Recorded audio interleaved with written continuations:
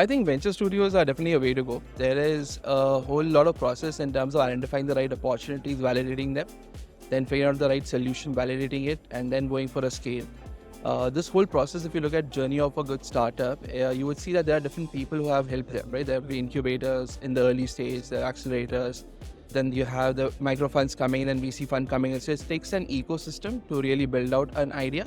And it's a very lonely journey. I think what venture studios really do as a differentiator is they become the single point of anchor to take a person from point A to point B and orchestrate the whole ecosystem around it.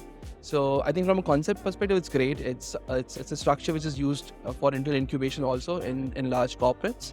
So philosophically speaking, from an ecosystem need perspective, where we have a lot of young people, a lot of professionals now coming out to start it up, this element of identifying and validating is super critical, which most people don't understand.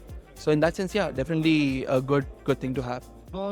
I think there is this whole element of, so if we take AI and if you look at what's happening right now, it's not as if that people are not aware of it. The whole conversation which has been happening at the event also today has been that, okay, look, what are you looking to solve? What is the business case? What is the problem to be solved, right? So there's this element of discovery, right? Number one. Number two is when you talk about AI, you talk about data, right? And getting access to right quality data becomes very, very important. Then number three is the element of ethics. And then four is the element of distribution.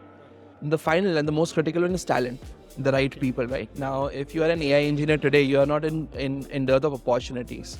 If you have a business acumen, also you would want to found or start something of their own, right? I think it's a very good tool in the repository of a corporate to look at, to be able to figure out that way, is there a way for me to tap into the talent pool by giving them problem statements, not giving them jobs, not even talking about careers, but talking about being wealth builders, so to say, right? And in that construct of saying that, okay, look, let me allow somebody to solve my problem, not necessarily in the traditional structure of being an employee in the company, and look outside.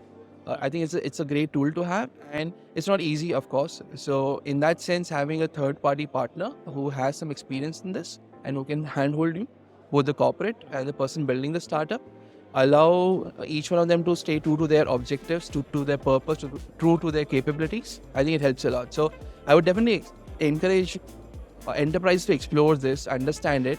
Of course, they'll have their own decisions, but it's definitely not something to... No, I think all the best. They have been integral part of the Indian startup ecosystem for a long time. They've had a fair number of companies they've helped in terms of academic collaborations also. I've known Rajiv for a while. I've followed his work, and I think, yeah, all the best. It's a brave move. It's not an easy thing to do, but it's definitely the right thing to do.